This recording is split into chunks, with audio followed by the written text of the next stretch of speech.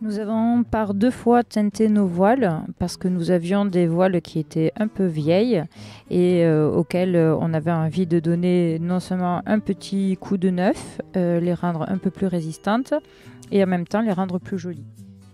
L'idée, c'est d'utiliser de la peinture pour les pigments et de la diluer beaucoup pour permettre à ce que ce soit suffisamment fluide pour pénétrer entre les fibres. Et ainsi, ça teinte vraiment dans la masse du tissu. La recette, c'est simplement une dose de peinture glycéro avec 3 doses de white spirit.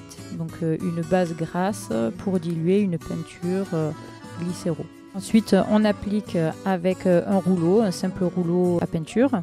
Et on utilise un manche pour pouvoir aller sur toute la surface de la voile. Une seule couche suffit a priori sur chaque face. Donc on fait une face, nous on commence par les extérieurs et puis ensuite on fait l'intérieur en appuyant bien sur les endroits où il y a de la surépaisseur, où il y a des renforts pour qu'il y en ait partout. Et on laisse sécher, on retourne et on refait l'autre face. Avec ensuite les petites finitions, il y a des petits endroits peut-être où ça n'a pas bien pénétré, donc on revient avec un petit pinceau aux endroits qui sont restés vierges. On a fait une voile qui a fait à peu près 15 mètres carrés.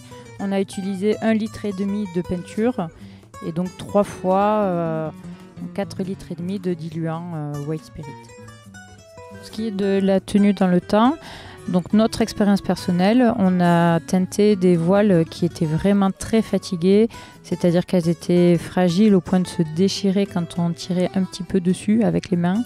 Et avec ces voiles-là, on a navigué sur 3000 milles sur une durée de temps de 6 mois à peu près. Donc on a ce recul-là, ensuite on a cessé d'utiliser ces voiles.